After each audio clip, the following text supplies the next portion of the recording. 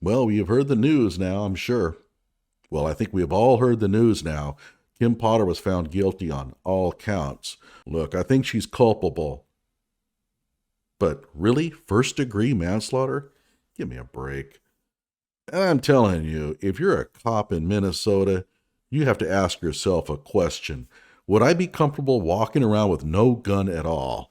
If your answer is no, you better get the hell out of that state. You don't stand a chance against those juries. Minnesota has changed. And if you end up shooting the wrong person, even if you're in the right, it makes no difference. You're going to go to jail. Well, whatever the case, I'm not going to talk about that so much. I want to talk about the real culprit here. Hello out there. I am trying to get through.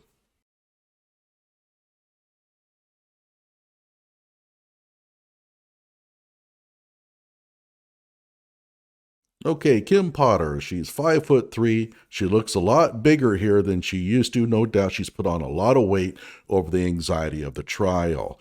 When I saw her in the actual video footage, she can't weigh more than 130 pounds. But that brings up another interesting person that found herself in a similar situation in Texas. Amber Geiger. We all remember her. She opened the door to the wrong apartment, saw somebody inside, pulled her gun, and shot him dead. Now, what's the similarity? She was about 5'7", and according to the newspapers, weighed 136 pounds.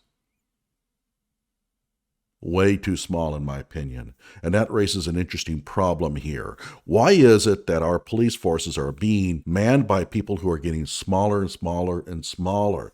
Look, I mean, humans have been getting bigger in size for quite a long time. Go back and look at the roster of any college football team back in, let's say, the 1960s. And you will see that we are a lot bigger than in the past. If you remember, Jim Thorpe, who was probably the greatest athlete of all time, he weighed about 200 pounds, but he was considered huge for that time. A 220-pound player back in the 1950s was a big player, and your average offensive lineman probably weighed around 240.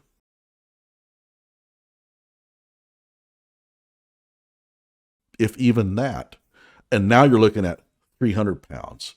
Now, of course, a lot of it is that they've just gotten flabbier, but whatever the case, we're bigger now. And yet what you're seeing is the police officers are getting smaller and smaller and smaller. This is due to a change in hiring practices. If you go back and look at the trial, Kim Potter stated that in 26 years, she never pulled her gun on anyone, and she only rarely pulled out her taser. So she's relatively inexperienced with the use of the gun and the taser. And no doubt that led to her downfall. But why did she so rarely have to pull out her gun or taser? It was because she was never involved in anything. Every time there was a scuffle, she probably stood on the outside perimeters and let the other guys take on the heavy burden of trying to bring in a violent suspect. Where did we also see this? Guess what? In the Jacob Blake case. Let's take a look. Now, this is the Jacob Blake video. This here is a female police officer, the one on the far left. And as you'll watch, you'll see that she doesn't pursue Jacob Blake. In fact, she pretty much disappears altogether. She goes onto the other side of the car. Get up and start walking around to the front of the vehicle to the driver's. Here she is. Look how far away she is from the action. It looks like she's pointing a taser at Jacob Blake. This distance is pretty far for a taser, although it would probably work at that length. But whatever the case, she is not about to get involved in any kind of scuffle here. You can't see the officer shooting Blake in this footage, but 6 gunshots are heard. You lose track of her. She walks around towards the other end of the car. But keep in mind, Jacob Blake is walking towards the car door. In other words, because she's on the other side of the car, towards her. Does she step in to do anything? No. In fact, leaves it to these other 2 officers to try to take care of him. 2 police officers trying to pull down a suspect who doesn't want to go to jail. It's actually a pretty tough dealio. Check out the shooting of Rayshard Brooks, where 2 police officers had a hard time bringing him down, which allowed him to fight them off, run, grab one of the police officers' tasers, and end up getting shot for his efforts.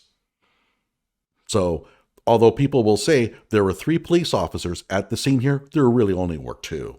Only 2 of them actually helped. If there had been a third officer that was maybe 6 foot, 200 pounds or 180 pounds or something in good shape, Jacob Blake may not have been shot at all during this incident. The reason why he was shot was because he was able to get away from them and try to get into the car.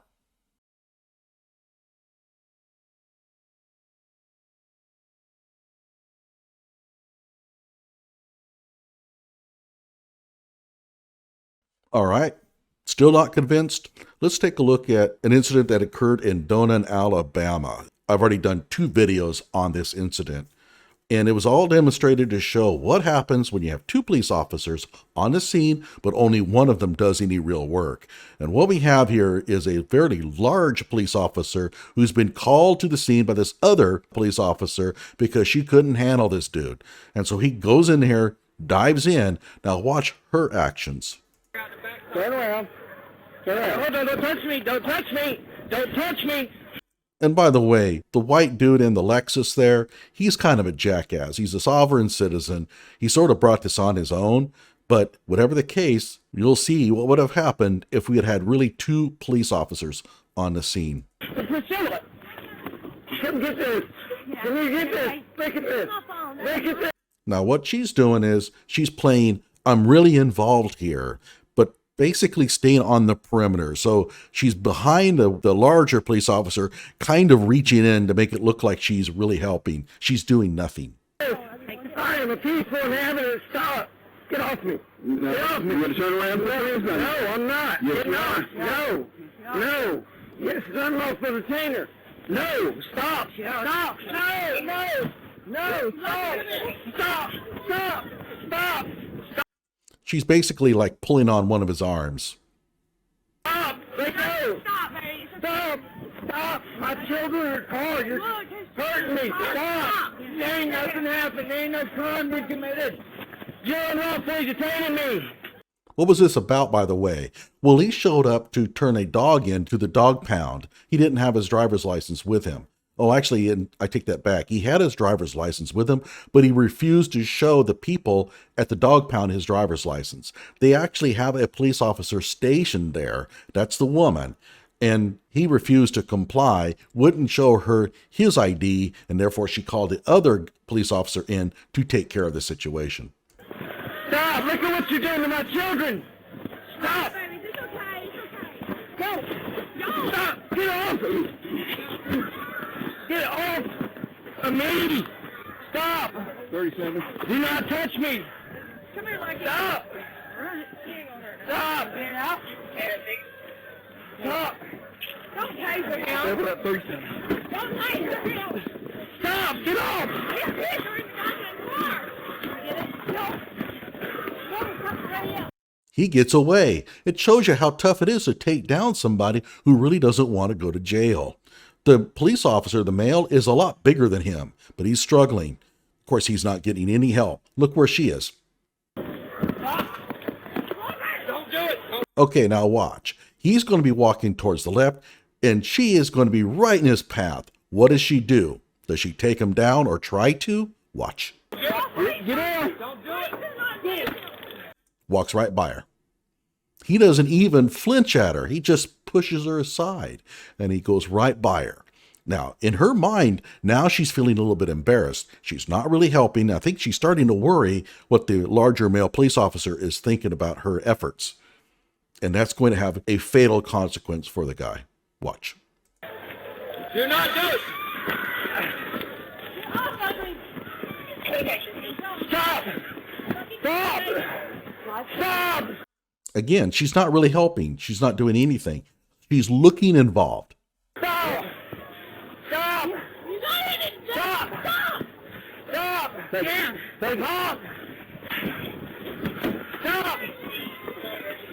Stop! Stop! Don't do it! Now, there's some passerbys that are coming in here, and they're doing about as much as she is, trying to grab a hold of his arms. Now, one of the things you'll notice is that those who are scared of trying to get into altercations will try to reach for limbs. It allows them to keep a reasonable distance away from the person and still look involved. And in fact, I'm trying to find the footage of what happened in Chicago one time when a female police officer tried to grab a hold of a guy's hands and failed miserably about it. When she could have taken him down, what does he do? He pulls a gun and another police officer shoots him dead. If this police officer had taken him to the ground, he might still be alive. Are you ready? Turn around. Turn around. Turn around. Now, I'm going to warn you a little bit.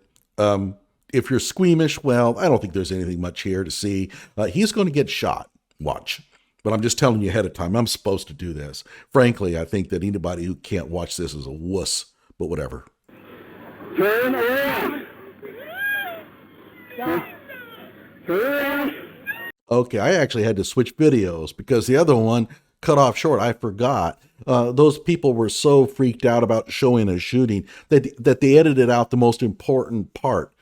Unreal. So I had to go over to another video that actually shows you what happened.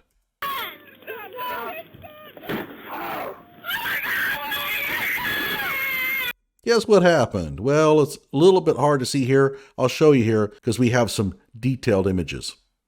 So here's a better view. I don't know who the lady is in the white coat, but she's trying to grab a hold of his arms, or at least one of his arms. Again, not wanting to get really up close, but trying to grab a hold of limbs. You see the gun in the police officer's hand? You see it? Okay. She shoots him in the stomach. Let me go ahead and show that again.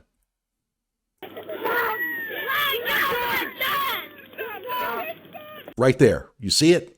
She pulls out her gun and presses it into the man's stomach and opens fire. And of course, it blows the hell out of your innards, right? That's typically fatal. It's one thing to get shot from a bullet from a long distance. Close range like this, the gases and all that kind of stuff and the heat do enormous damage to a person's interior. And so there's no surprise that he did not live through this. Watch. Pulls him. Down he goes for the count in front of his wife and kids.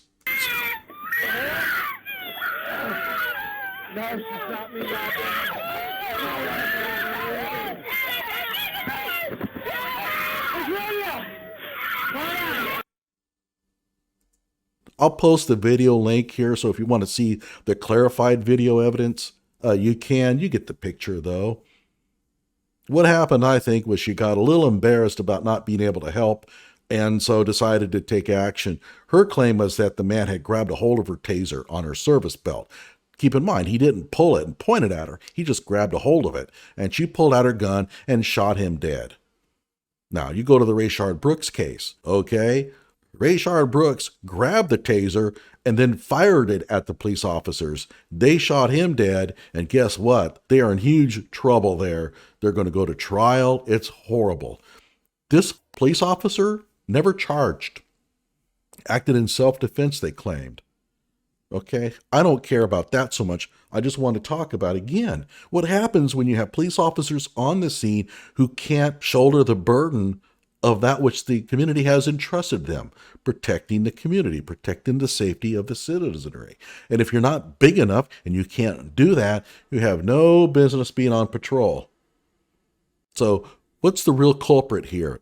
In my opinion, television. Way too many crime shows showing these 150-pound girls kicking men across a room, throwing them over their shoulder.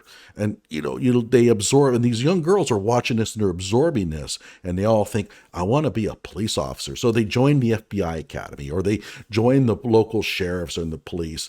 They are not equipped for this. And of course, the sheriffs and the FBI, they're under a lot of pressure to bring them in. So they lower the standards. And I can tell you that they do lower the standards. Oh, sure, they might have the same standards in the policy book, but you don't necessarily have to pass them. And if you disagree, I'll show you pictures of police officers that couldn't have possibly passed a physical. And so there is your problem. Why did Kim Potter get herself in so much trouble? Because she joined the police force for the wrong reasons. They put her on patrol. She's out there walking around, big tough girl, but she knows deep down that she really doesn't have the oomph to get in there and engage with real criminals. And so she's always on the periphery, letting the guys do the heavy work. That's why she almost never had to use her pistol or her taser. And so she was inexperienced, and when the time came for her to do something, she made a mistake. And it was a legitimate mistake. Those people who think that this was intentional, get out of here. Nobody believes that. No sane person believes that Kim Potter did this on purpose. Okay? So you're just an idiot if you believe that. Now, is a first-degree manslaughter charge too severe for what happened? In my opinion, yes. I might be willing to go along with second degree, but first degree, come on. It was a mistake, and it was an honest mistake. But whatever the case, I'm not here really to argue so much the verdict as to argue why in the hell she found herself in this position in the first place. So I know what you're thinking. You know, Johnnie Walker Dredd is a sexist pig. He's misogynist. Look, I don't want people getting killed, okay? Jacob Blake, as much as I despise the asshole, it would have been a lot better if he had never been shot, okay? I don't buy into this taking out the trash crap. I have never liked that argument, okay?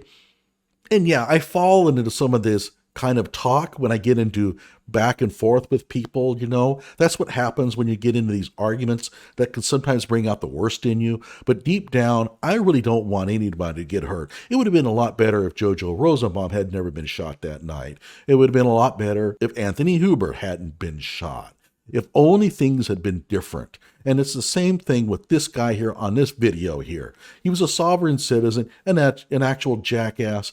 But you know what? Wouldn't we all agree that it would have been a lot better if he had never been shot in the first place in front of his kids? And so if you want to criticize me for my views on sex when it comes to police officer selection, please understand that their bigger good is maybe fewer people get killed. And by the way, it's not just females, but if you're 5'3" and you weigh 130 pounds, you probably shouldn't be a police officer. And I know what some of you are thinking, well, do you think you're so tough? I'm almost 60. I'm not going to be a police officer. I am not going to go down and join in even if I was eligible. I'm too old, okay? I couldn't handle the rigors of what those guys have to go through. It would be irresponsible of me to go and patrol the streets to protect the safety of citizenry if I'm not going to be able to take down a 200-pound drunkard in a bar. And so, no, I'm not bragging how big I am or how tough I am. That's not the point. I'm not a police officer. And the reason why I'm not a police officer is because I'm not in good enough shape to be one. At least I recognize that. But if you're a female and you're 5'5" and you weigh 150 pounds, you're not big enough, you're not strong enough, and you're not nasty enough to be a police officer or an FBI agent or anything like that. Or if you disagree, go ahead. Take a desk job, be an investigator, do those things that don't require you to try to have to take down mean hombres in the streets. There are jobs for you in the police line of work. Just avoid those for which you are not capable. All right, go ahead. Hate me all you like. Whatever. But you know what? Until we actually start listening to people like me, we're going to continue to have these shootings. Like my video or hate my video, I don't give a shit, but at least subscribe to my channel.